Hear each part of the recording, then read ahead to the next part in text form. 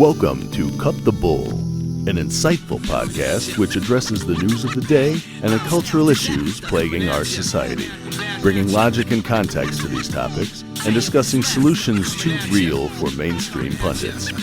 Now, here are your hosts, Charles Love, Shamika Michelle, and Wilfred Riley.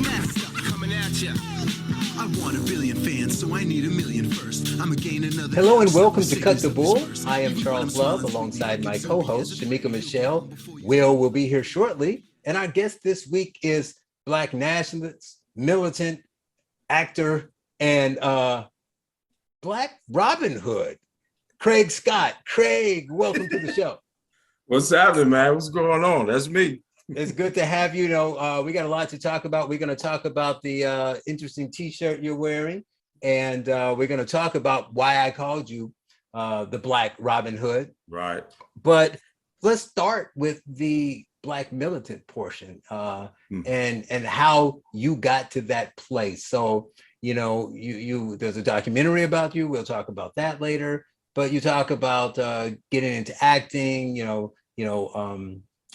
going off to college. And you had your views about race relations, but tell me how they got grew to be more militant.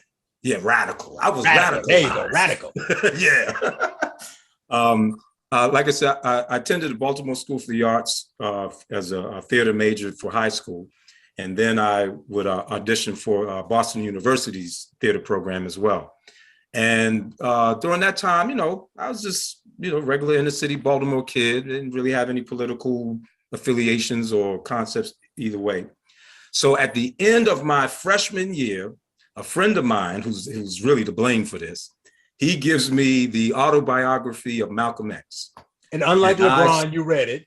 And I read it, and I literally read this book from cover to cover. Prior to that, I've never read a whole novel length book before prior to that. And I read every page, and by the time I got to the end of it, yeah, I was changed. So when I returned back to Boston University, I became very involved with a lot of the Black militant activity and protests and rallies that were taking place on Boston University's campus. Specifically, this was during the time when they had Mandela locked up in South Africa. So we were doing a lot of protests against the university about divesting in the South African government, behind all of that. So, we were bringing radical leaders to Boston University, like Kwame Ture, formerly known as Stokely Carmichael, Bobby Seale. We getting into it with the campus police, all of this. So I'm just doing too much. So they sat me down and they said, listen, we don't have any more scholarship money for you.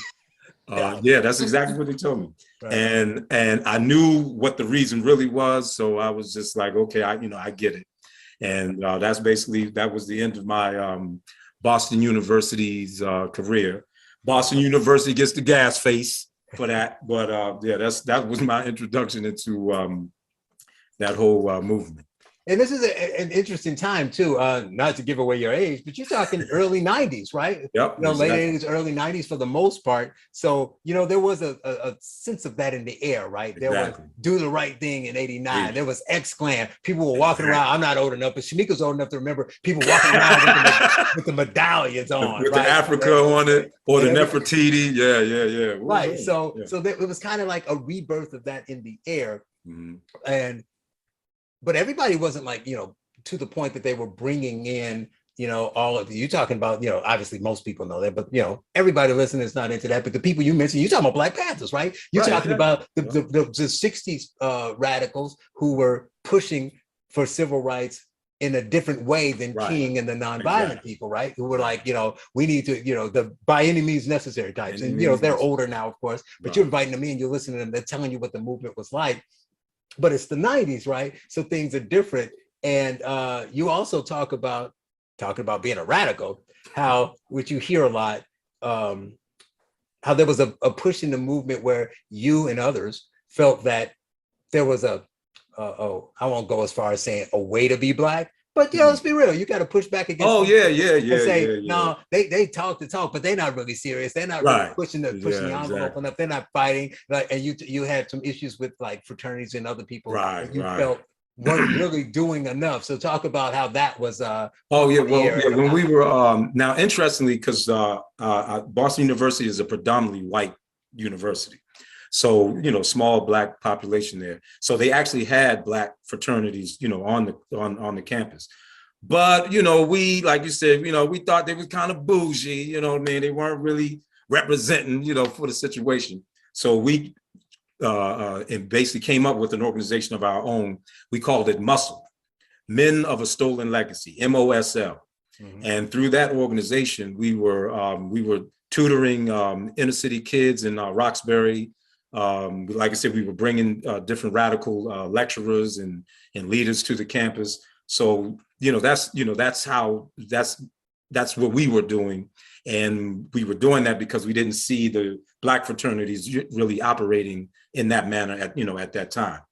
But fortunately, as time went on, the fraternities caught up, and now the brothers in these different fraternities, they represent, right. they own it now. Yeah. Right.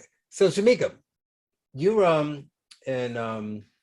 a lady who could have, I'm not going to say your age, but you can relate to some of the times we're speaking of, but you went to an HBCU. So he's at Boston University. So what was the landscape like at that time for you? Was it similar? Was it slightly different because you weren't at a majority white university? Or what were you seeing at the time from a Black radical's point of view? Well, I was so much younger than everyone there at the time. Right. But, I don't really feel like there was a lot going on when it comes to activism. I don't feel like there was, unless I was just in the wrong groups. I felt like there was a lot of partying. I didn't see a lot of activism at all. And when you talk about being on an HBCU, it seems like it should, especially during that time, but it wasn't. Right. Unless I just missed it. We did a lot of partying. I don't remember. I mean, I was a band nerd, so I was, with the band all the time. I'm listening to him and I'm thinking, I'm out, and I had watched I had watched A Different World, so I kind of thinking we were going to do. I thought I knew everything I needed to know. Right. But no, we didn't. I didn't see any of that happening. What it also may be is because we were on a predominantly white campus, mm-hmm. I guess, we were under a little bit more pressure from that, situation. So we were a lot of times pushing back on the racism and the prejudices and things like that. So on an all Black campus, maybe that pressure wasn't there. But Boston University and in Boston, right? So that could explain it as well. I think so, because I'll tell people a lot, like I didn't experience a lot of racism growing up. And I think a lot of that is because I went to school with all Black people. Right. Like I wasn't around a lot of white people to even experience racism. I was in a predominantly white baton twirling group, but good. So it's like, you're not gonna put me to the back when I'm one of the best twirlers in there. So I just didn't have the opportunity to be around a lot of white people. From the time I got in school through college, it was predominantly Black. I think I had like 5 or 6 white people in my high school. Those were the only white people, and not all at the same time. I mean, 9 through 12, they floated in and out, about 5 or 6 of them. Those were the only white people I ever went to school with from the time I started school in preschool. So I think you're right about that as far as not being around white people. And so side note, Shamika can twirl. But anyway, right. Take what that means however you want. However you want. Right. But Craig, she did mention something interesting. She talked about not really experiencing racism. So it's interesting now, we're going to have to look back, come forward. So 2022, we were watching the people say all this stuff, racism is everywhere, endemic, the Kendys and the Nicole Hannah Jones. But often it's not said, it's not even really too many people either agree with it blindly or push back against it blindly. Right. I like to be more nuanced in the middle. Right. So there is a case of people, their experiences, like everybody doesn't experience the same thing, and everybody that experiences similar things don't internalize them and deal with them the same way. Right. But to her point about not really experiencing racism, I asked you your personal case is your radicalism. Do you think it was was it equal to, or do you think it was more radical than the stuff you were dealing with, right? So maybe you're dealing with some racism and it's so bad it's equal that, or maybe you're dealing with little, what we call today microaggressions, right, but because of the X-Clan and the Rodney King and all that, right, you elevated it. So I'm just asking your experience. If you think back, was the radicalism and what equal to the racism that you were facing? That's a very interesting question. No one's ever posed it to me like that. But so the best answer I can give you here, yay. So the best answer I can give you is this, is that like with the Black Panther Party, when the Black Panther Party was, was in existence, these guys, their militancy was all the way to the level of like ambushing cops, assassinations, bombings. I mean, they were really, rocking on that level. We were sort of in that direction, but not that gone. You know what I'm saying? Right. And I think it's because of what the very point that you're making is that the level of racism that we were experiencing wasn't to that degree. Mm-hmm. Was in that time, you talking about racist white cops, like, that we don't even understand what that is. So they responded, I think, proportionate to what they were experiencing. And then myself and the people that I was rocking with, we pretty much were doing, same thing. Because like we never had that attitude, like, we got to find one of these and down them. It wasn't, we weren't that bad. Right. And that's probably because the same thing, the racism wasn't to that degree. Right. Well, I say that because if you look at it now, think about it now, right? You're talking 30 years later. Right. So the racism still exists, of course, but the racism that people, the age that we were then, so people, 18 to 24 experience today is far less than we experienced then, which was far less than Bobby Seale and Stokely experienced. Yet now we have a resurgence of that anger and that angst against the man and against what they do. And they say it in the terms, right? I guess I'm now an old man, so I look at it like, I'm as against racism as the next guy, but this, what they doing to us stuff. I'm like, well, what they doing to us? What they're doing? Because I want to see what it is so I can stop it. I'm like, what are you talking about? And then when you ask if you ever get, but instead of making the mistake of people just arguing and say, these people are dumb, they don't know what to tell about, to be fair, ask them what they're talking about, right? Because you'll be shocked. Someone will be like, well, it's not as many of us on the Supreme Court. And I play basketball. I make millions of dollars. I make more than even Michael Jordan did playing. But still, how many brothers own a team? Like, so I would say, yes, let's have a conversation. Would it be nice to have more? Yes. But to equate it to Rodney King or to, MLK being assassinated or Jim Crow because you don't have an NBA owner. What'd you say, Shamika? Or Emmett Till, like LeBron James, Right. It's a little extreme. So that's the issue. So what is your take being in that fight then, looking at it from now? What is your take on the people today acting like they're dealing with the same? Yeah, that you would mention Rodney King, because basically most of the major militant flare-ups, some people call them insurrections, some people call them rebellions, whatever words you want to use. They are in response to televised acts of police shooting, Black citizens. Mm-hmm. And that in itself, those incidents become the catalyst or the justifications for that sort of militancy. So when you're seeing those incidents kind of on a regular basis happening, then that lends to the whole conversation that, listen, the racism of America is out of control, things, and I think that most people, when they are responding or addressing that issue, that's what they're really responding to. Right. The police brutality is right.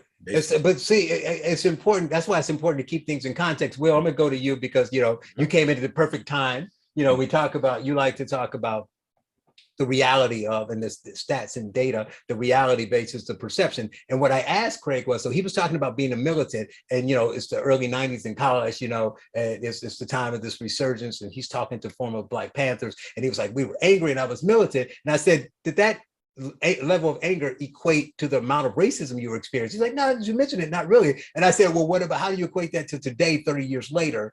The kids saying that it's so bad out here when they're experiencing less racism than you were then, but they seem to be just as angry.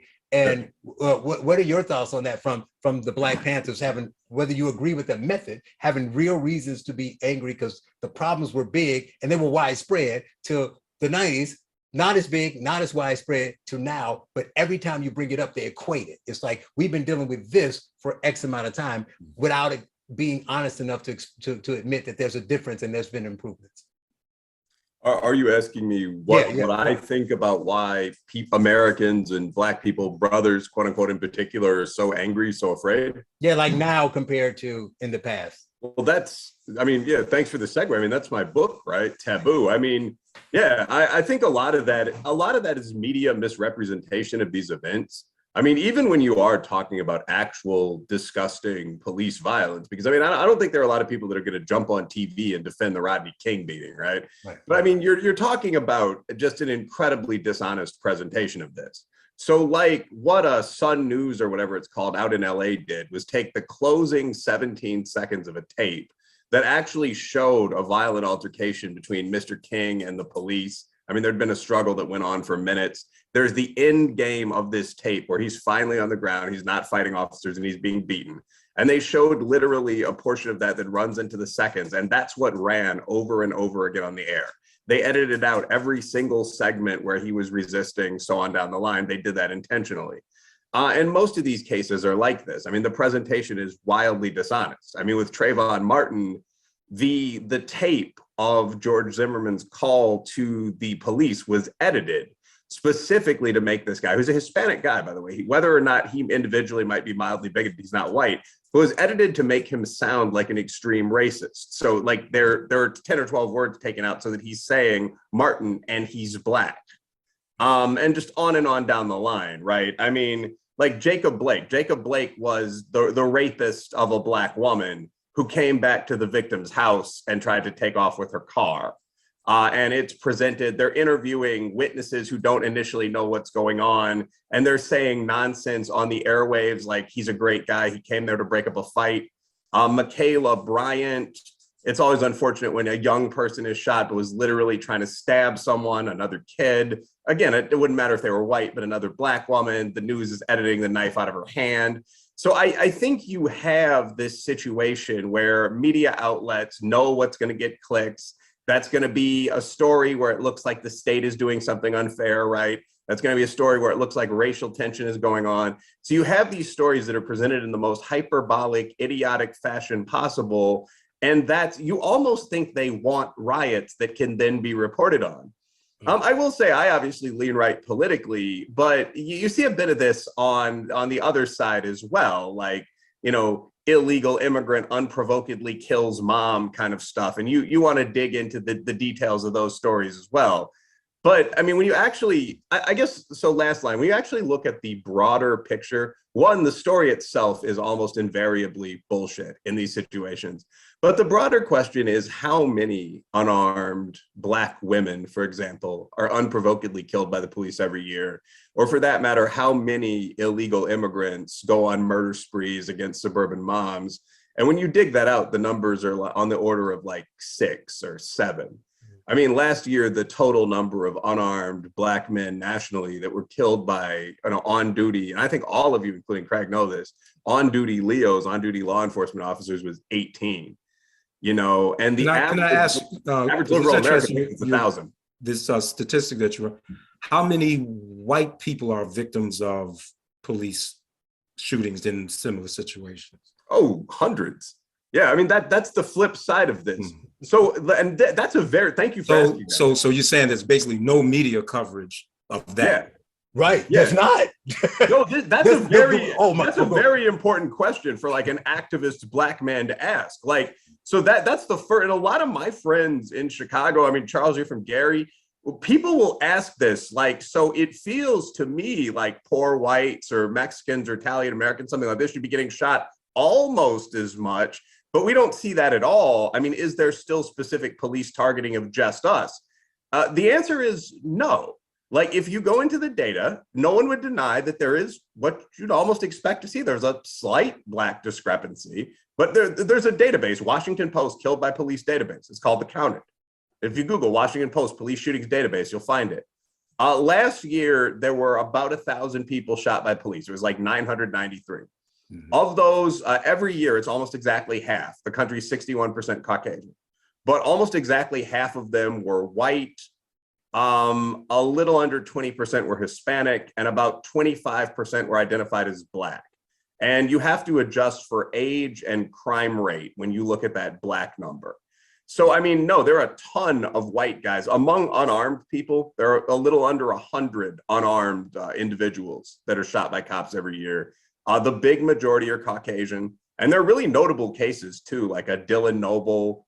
Some of you guys might know some of them too, but Tony Timpa, Duncan Lemp. Right. But I mean, outside of kind of that internet conservative space where a lot of people are about guns and a lot of people have some issues with the race relations narrative, yeah, no one really knows any of their names. But yeah, the 75%, 80% majority of people shot by police, just as you'd expect. I mean, the most likely groups are poor whites and recent Latino immigrants.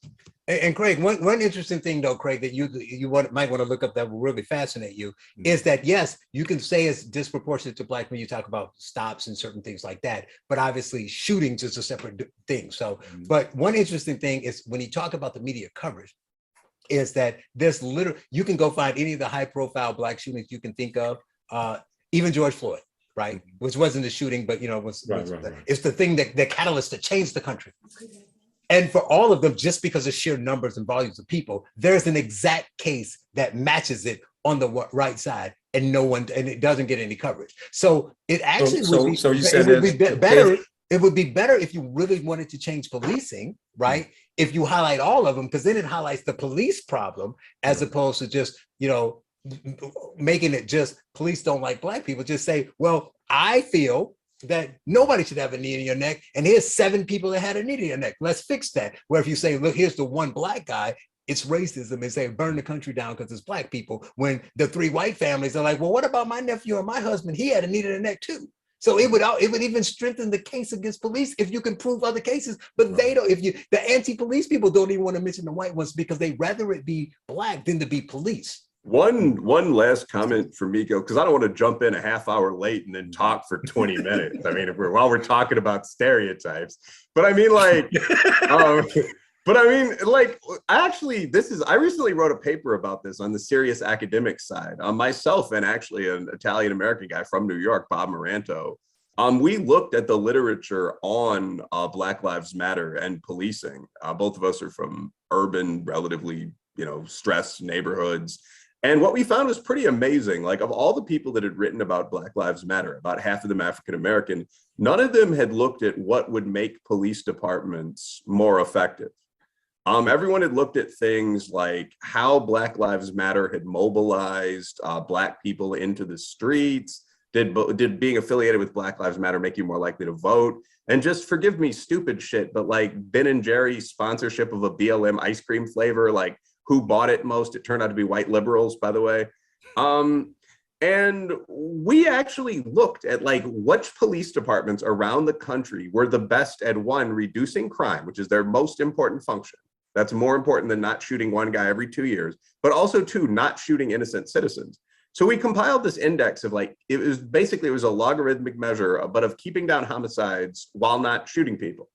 And you can measure the sorts of people. I mean, males versus females, age, range, so on down the line. And we were actually able to rank them. I mean, the best police department in the country was actually surprisingly New York City's. But the worst were kind of what you would think. I mean, Baltimore did very poorly. Minneapolis did not do well. And many of the cities where you have a working poor white and Latino population, like Albuquerque, Little Rock, I mean, they did pretty badly. And that's where you get some of the other cases we're talking about. And we actually we talked to some police officers and we looked at the things that reduce police violence. And we found that a lot of them are pretty basic. Like the best 2 One was making cops fill out like an unpleasant 10-page report every time they draw their gun. Not use their gun, but instead of like going hands-on, actually defending yourself with your hands, instead of trying to use verbal judo, if you take your gun out of your holster, 10 pages, that had a big impact. Another one was getting rogue officers just off the force. Right. Like if you get 3 complaints, like you're in the motor pool, just no excuses. And New York does that. Like you're working with cars for 5 years if you get to X number of complaints. Right. And you get your representative and you can get a complaint thrown out and so on. But if you get 3 verified complaints, that's it. So, I mean, I thought that was pretty interesting. And there'd been very little work on like, what can we actually do with kind of the boys in blue to make them do better? It was either everyone was saying like they're good or they're evil. And no one was saying, no, 10% of them are bad at their job. And they're responsible for a lot of this tension between cops and black men or between cops and people in general. Anything you want to follow up with, Craig, before I move on? Yes, please. Let's move on. All right. No, so you're militant. And the frats weren't militant enough, so you had to break for them. You're bringing in the Black Panthers, and then you kind of join the Nation of Islam, and that kind of escalates the simmer to a boil. But then they're religious, and you leave, and so you start the Black Liberation Group, right? And well, yeah. Oh, you were part of. You didn't start. Did you start? Well, actually, it was more of emulating. Oh, right. The methods that from the prior right. groups, right? Because understand it was never an official organization. Okay, it was always an underground, loosely linked sort of thing. But there was a underlying operational philosophy, tactics, concepts and philosophies, and that was pretty much what constituted BLA. So who came up with the great idea? Which I'll tell what the idea was, but who came up with the great idea? I want to say it was some other guys, but like I said, Malcolm had turned me out. Minister Farrakhan had turned me out. So we know who the brain trust was. So the idea of people. I almost insisted. Listen, if we go and collect this money, we're going to have to use it for social and political purposes for me to be involved in it. Yeah. So the plan was to. What was your word? Repatriate? There you go. That was to go into white-owned banks, skim a little bit of the money from the bank. He made it clear: do not rob the people in there, cashing their checks and making their deposits. Right. Take a little bit of the bank money, that corporate greed, has to be a black-owned bank, and put it in black banks, right? So you're adding revenue and putting money and creating interest in the black banks, gaining revenue for them, and funding things in the community, right? Right. So this was truly, I told you he was the Black Robin Hood. He was taken from the man and given to the people, right? And I hear that the plan worked out really well for a while, right? For a while. Yeah. So you didn't do this once. Okay. Yeah. It's interesting. My man Timothy, he asked me because he's familiar with the case that would eventually result from our activity. So technically, this is public. We can go find if we read your case. Right. So in the case, it's conspiracy to rob banks, and there were 3 banks that were robbed. But my man Tim asked me, "Oh, so you only robbed three banks?" I said, "Well, no, it was more. That's the ones they knew about." So then he started, was it 10? Well, no, it was probably a little bit more than that. So then he hit 50. I said, well, no, it was, wasn't this fit, So somewhere between 10 and 50 banks. Somewhere, So yeah, we were pretty good. So how was the other side? So you were successful at that part, obviously. Oh yeah. Right. Until the key is people. I don't want to give it all away because people should watch the movie. But basically, until somebody else who you trained and you didn't do yourself got caught, that's what kind of snowball. But you were successful at it. So we know that side was successful. But how about the divvying up and helping the Black community with the money? Oh yeah. Well, interestingly, there were so many things. We had there was an African dance troupe, Sankofa. We used to sponsor cultural events by them. Jazz musicians. We bring in I forget the brother's name. He's an artist actually out of Baltimore. Interestingly enough. D.L. Hughley. We brought him, we brought him into town. Did he talk about Shamika? I don't know how long y'all known each other, but back in the day. Yeah, so we bring him into town to host actually a little competition that we put on. And actually, he did a pretty good job. So we were, doing things like that. But the culminating work that we financed from the repatriation was a play that I wrote. And the name of that play was Can a Nigger Do Shakespeare? The t-shirt. It finally came out. Can a nigga do Shakespeare? So did you perform that on stage for a while? Yes. How long did you do that? This was actually, we were able to perform it at two different venues. The first was a very famous Black regional theater called Arena Playhouse or Arena Players. And then we performed it at Morgan State University. Mm-hmm. So we were able to get two tours out, out of it. Before. Are you gonna do it again? Shamika wants to see it. Well, yeah, right. So people have been asking about that. But I'm trying to make movies right now. Right, so right. I haven't been on a stage performing in a long time. Right, so right. That's why. And that bank stuff might have something to do with that, Craig. What's that? Do with the fact that you haven't been on stage in a while. It might have been. Oh yeah. Got a little bit to do with it. Yeah. Right? Got to do a little bit. All that bank stuff. You got 10 to 50. But Shamika, well, anything you want to add before we get more into the Craig Scott story? All of the bank robbing just makes me want to say, what's the procedure when you got to? Yeah, right. Oh, man. I do want to put a plug in. I have a little actress here. She is 17. She is amazing. Wow. You need a beautiful Black young actress. Wow. Got you. And that's your kid? Yes. Well, you said beautiful. Leslie Jones defender said that right, that she looks like Leslie Jones. That's we all do. It's a weird thing to say when defending that you're not ugly and saying, well, I look like you. But I'm sorry. Yeah. We're changing the topic. I'm sorry. Yeah. So just so you know. Yeah, definitely. We'll definitely keep that in mind. Yeah. So you ended up, because somebody else did a bad job of robbing banks, going to getting caught, having a case, going to jail, and got a bunch of time. Yeah. And you are partially, hand up, Shamika. I'm sorry. How did you get away with the bank robbing?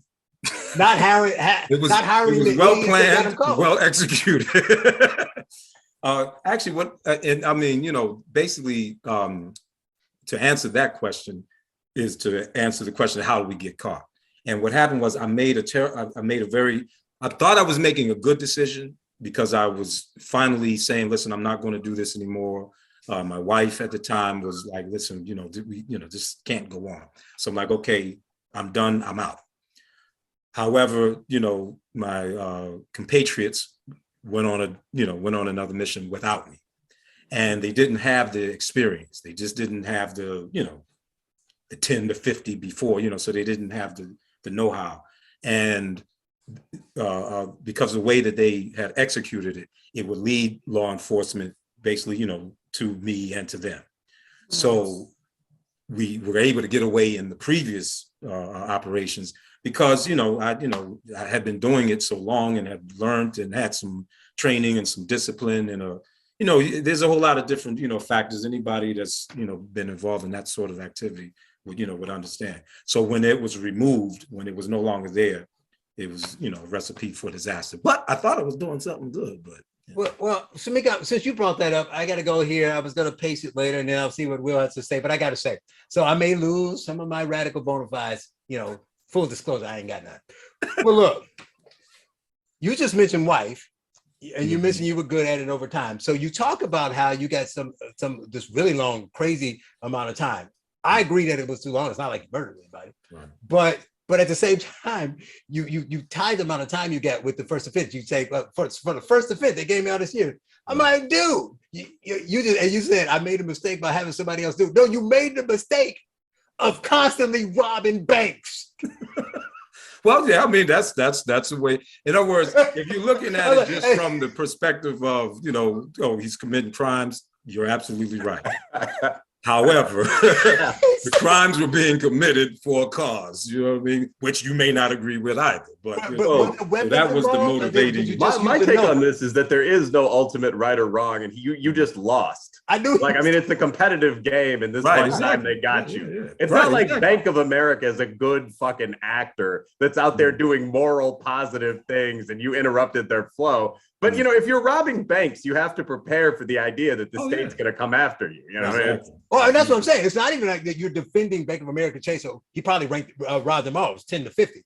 But, you know, there's rules of engagement. Exactly. Right. And I'm assuming that you do just notes, or were there weapons involved? Oh, yeah, there were weapons involved. And actually, that was the reason for the amount of time. And they didn't let Thanks to my man, Joe Biden and Bill Clinton, they came up with a law that says that, because, you know, in the statute of robbing a bank, it is kind of axiomatic or common sense, you know, a gun's going to be used. It's assumed you're going to use a gun. Right, exactly. They figure you're going to run it. They came up with the brilliant idea that, well, if you use a gun, we're going to give you time that's even greater than the actual robbery. Well, basically give you a time for each, but not let you serve them concurrently. So it's like giving 10. Some people, you know, not that we're going to get all into the criminal justice system, but you can get charged for, but you hear people, he got 8 charges, but you might only get convicted for 4. And they say 5 years each, so you get 20 years, but they let you run to 5 at the same time. You serve them for all 4 things at the same time. You get out. They're like, nah, bro,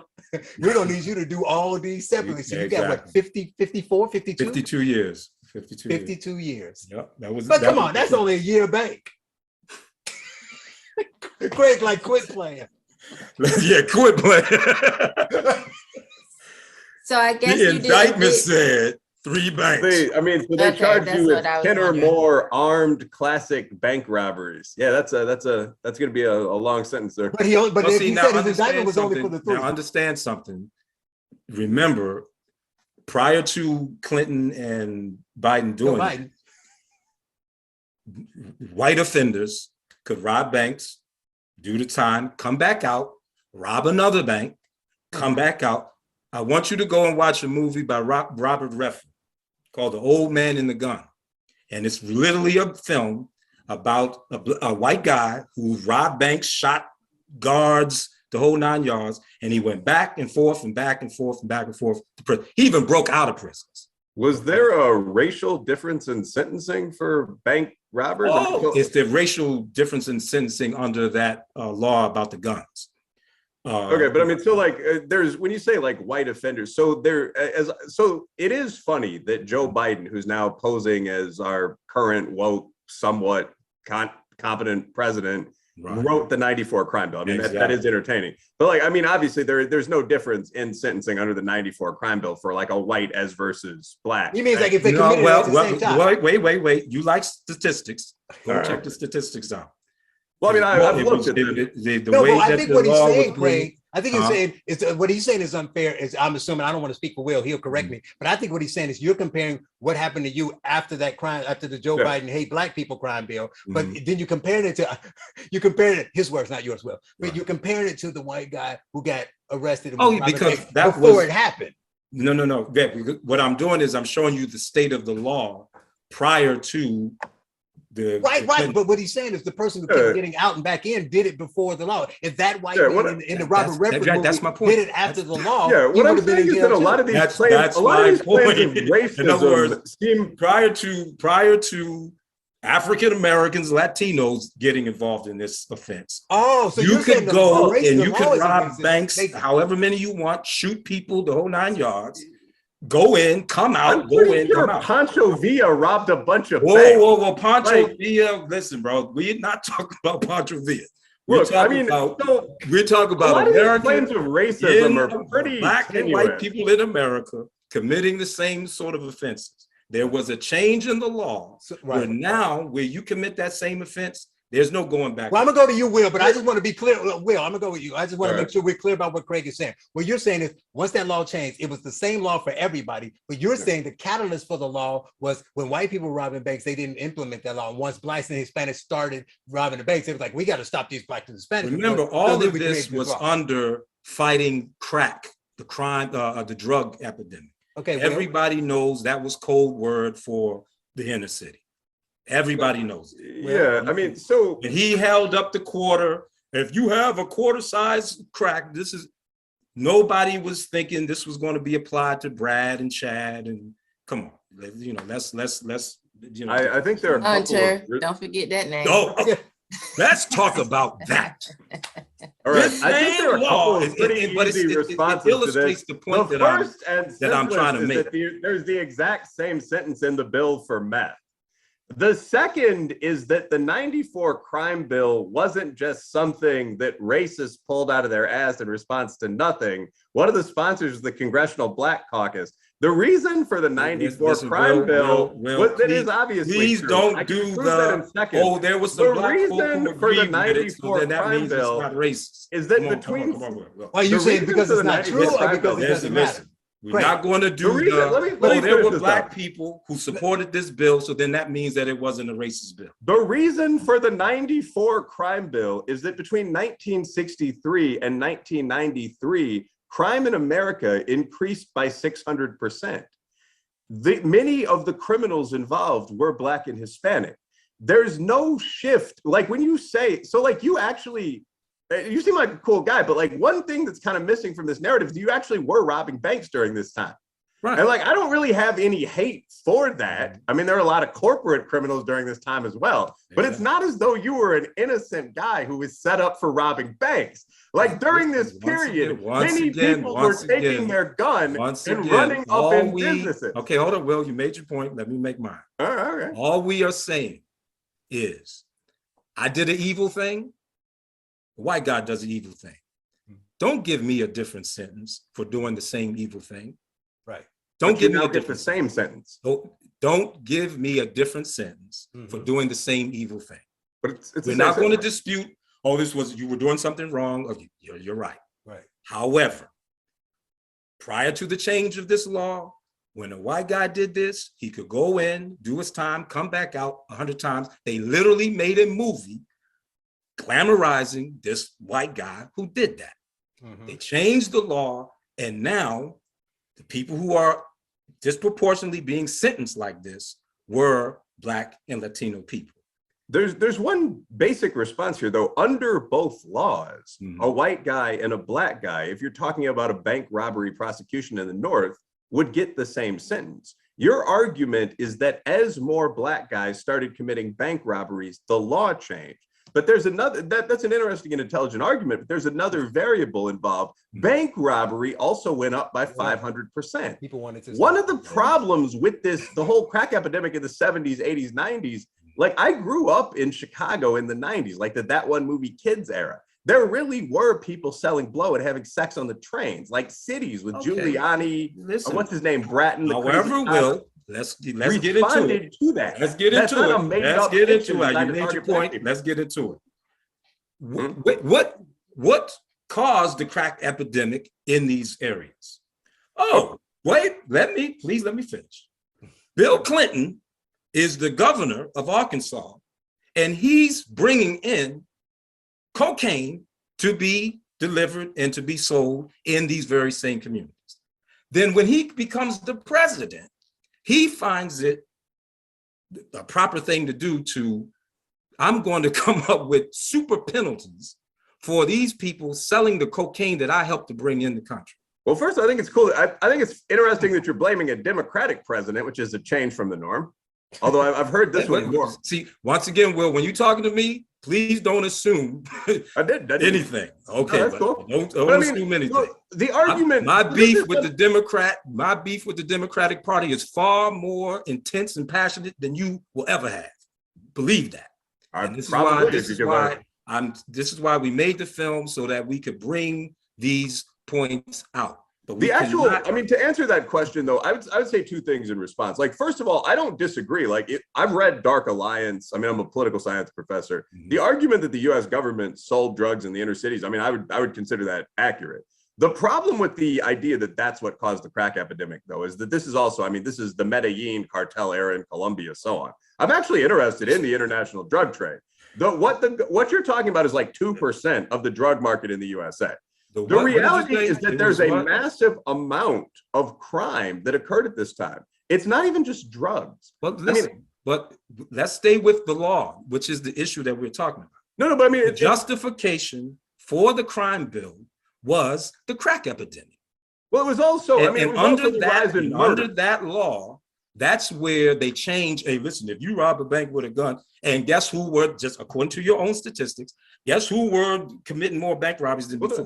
Blacks and Latinos. There were 8 or 9 different justifications for the bill. I mean, there was crack. We're just dealing with the primary murder. The primary motivation was Joe Biden holding up the coin, said, if you sell this size of crack cocaine, you're going to jail for the rest of your life. And again, we're talking about the complex reasons for the crack epidemic, right. But there's also just the plain fact, like in 1963, there were, I think, 6,000 murders in the whole USA. And by the way, I think Charles and Shamika want to kind of return to the main thread of question. I've enjoyed kind of going back and forth on this, but I mean, they have a lot. I know they have a lot of questions. But I mean, just can I get y'all a cold beer? Well, yeah. I can definitely I'm gonna shut up on this one. But I mean, that was hilarious. Shamika obviously easily the funniest person on the show. But I mean, like, just a final line though. We often forget. I think we forget as Black men and women, and I think Americans in general, how dramatically society changed recently. And racism's a part of this, but just a lot of things are in general. Like when we talk about stuff like drag shows in school. Like to everyone's father and grandfather, like the conversation itself would have sounded insane.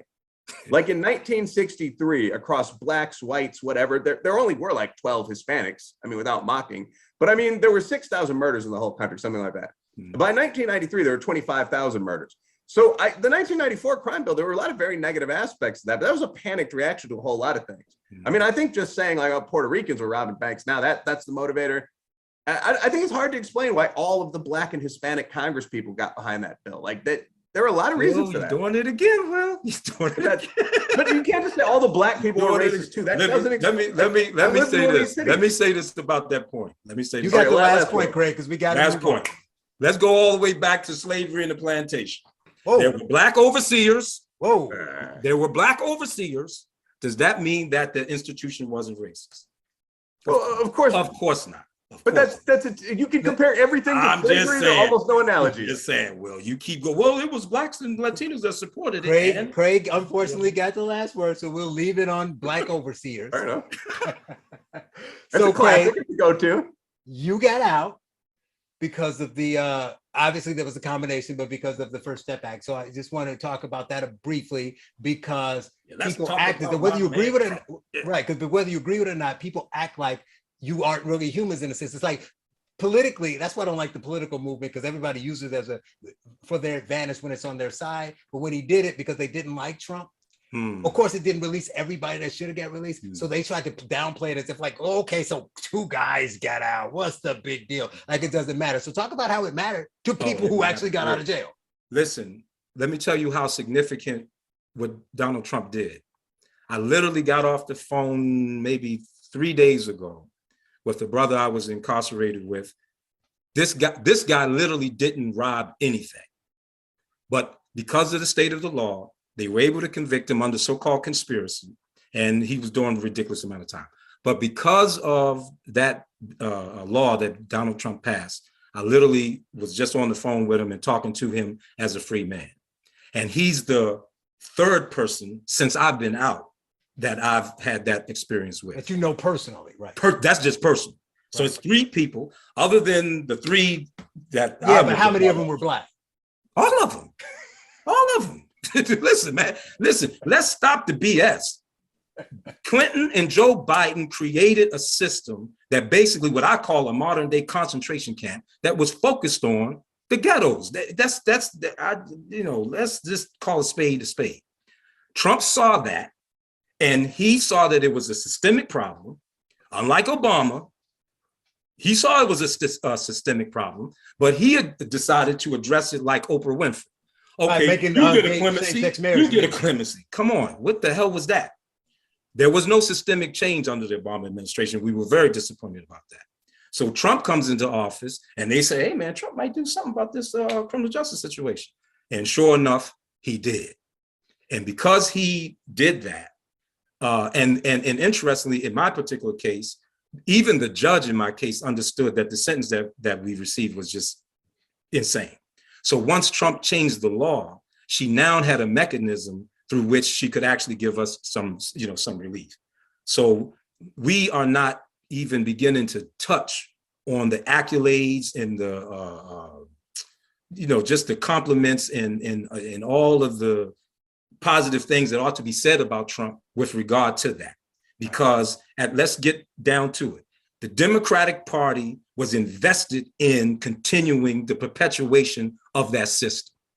And this is why even when there was, those laws were going to be changed, you had Democrats like Cory Booker that were actually stalling in order to stop the what they call the retroactivity of those changes in the law.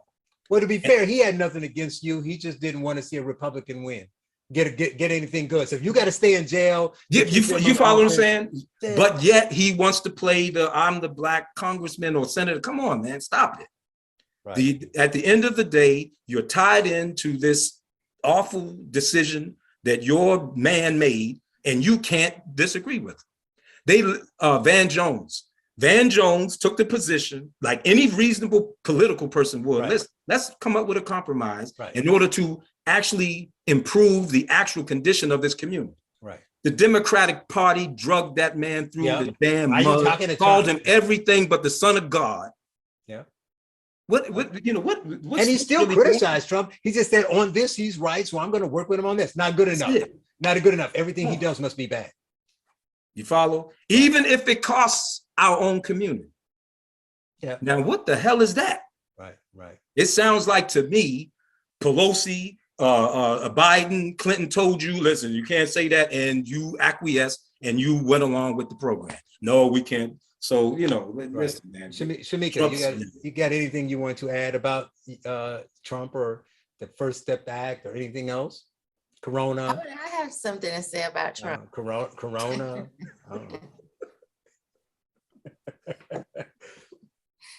Put me on the spot. No, I'm actually enjoying the conversation. I just stay in my place. The woman's place. Are you taking orders then? Because I could use a little. I don't think she really means that. No. She really means that. But so I guess you should finish up by talking about what you're doing with this newfound freedom outside of the movie. You can talk about the movie, but are you going around speaking? Are you telling people this? Or, well, listen, are you staying out of the politics thing? Are you talking about it, or what are you doing? Man, well, I've put up my mask and my guns and all that, so I'm not robbing any more banks, but I'm still, politically active. I'm working with my brother Tim McCain. Tim McCain Entertainment, and we're doing work for a think tank, Douglas Leadership Institute. And actually, Tim McCain is helping out with the campaign of Bob Good, and I'm helping him help Bob Good. Okay. So I'm, through that, I'm learning about the political system, more intimately, and I'm involved in it. And what we are trying to do, Tim McCain is trying to do, is he's trying to start a new movement, what we call the New Black Conservatives. And basically, this is a Black conservative that can agree with the basic talking points of the Republican Party and the conservative platform, but also be pro-Black.